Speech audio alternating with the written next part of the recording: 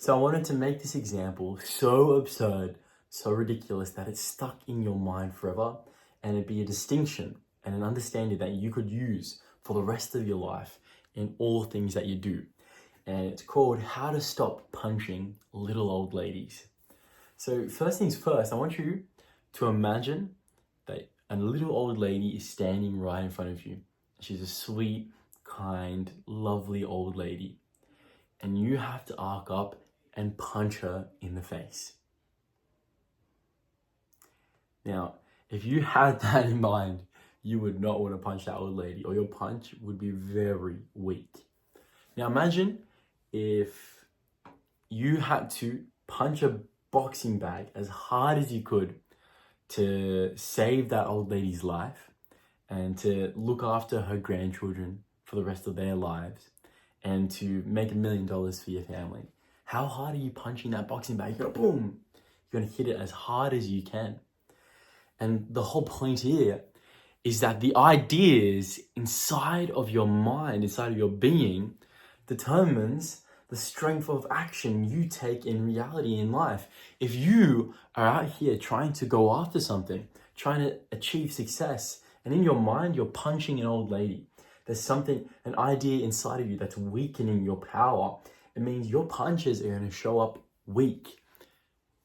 But if you can realize and understand how to change your mind, how to change your being, so that you change it from an idea that is disempowering, that takes away your strength, and turn it into an idea where it is empowering, where it gives you strength, and you see a brand new way of doing things, then you are going to succeed beyond measure. You see, the problem is, a lot of personal development these days is trying to hype you up to punch a little old lady. It's trying to motivate you. Hey, have discipline. Punch that old lady. It's trying to push you. It's trying to get you to work hard at punching old ladies. When in reality, the deepest level of personal development in this industry is actually a change in your state of being, a metanoia, a transformation, going beyond your ideas of what you want and who you are, and going to something higher, having a higher ideal, doing life with a different idea inside your mind. That's the power of what is possible. And so I'd like to share on something that I've been researching, selling. Selling for a lot of people is like punching a little old lady in the face. And a lot of people have problems with it. And what I've realized is that there's people who don't have problems with selling at all. They love it. They think it's great. And the more they look into them, maybe they're not horrible people. Maybe they're not horrible scammers or anything like that. Maybe they have a different idea in mind to what is selling. They see what selling does as something completely different to what I see or what we see. And so with a changed idea, they create changed results. Because if you saw like fully and completely that sales was this beautiful thing where you invite someone into an opportunity, you get them to commit to something that is good for them and grows them and gives them benefits and supports their family and puts them on a great path and gets over their fears and actualizes their dreams, then you're all of a sudden going to see sales as this beautiful thing. And see, this requires you having an open mind. It requires awareness. You need to be aware of the ideas that are running your head. I think one of the most beautiful characterizations of not having awareness of these ideas is, judging thy neighbor.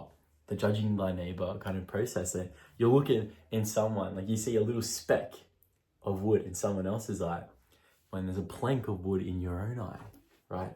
So a lot of the time, the things that we judge others about is an iniquity that is within ourselves.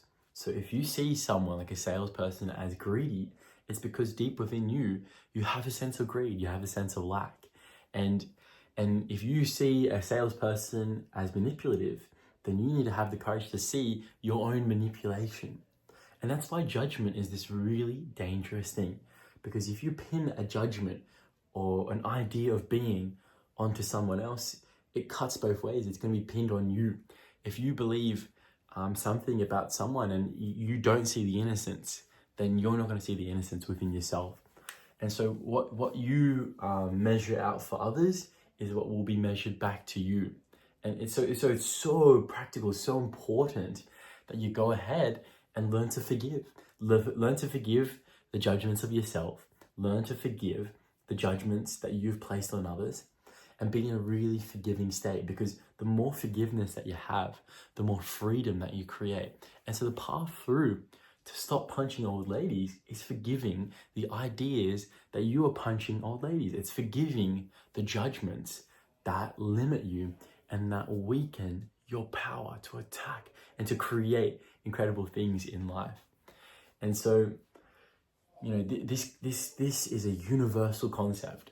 The punching old lady distinction, and I'm sorry for the crudeness of the idea. It's pretty, you know, it's pretty. I hope it sticks in your mind, right? It's kind of devilish, but hey, that's what we do. This distinction applies to everything and anything in life.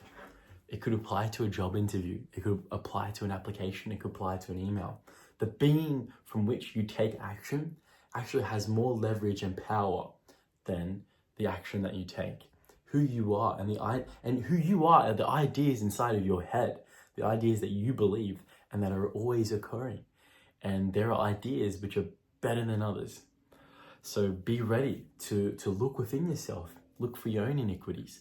And if you would like help overcoming that, turn to Christ, turn to God and ask for help and be in a relationship of forgiveness and receive forgiveness from the Lord.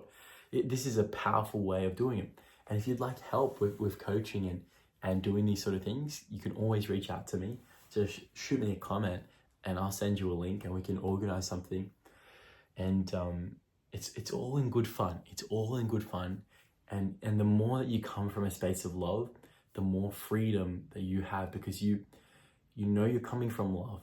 And love is one of the strongest ideas to hold in your mind, because any action done with love becomes something good. So if you have love in your heart, you never need fear. God bless and much love, Jacob.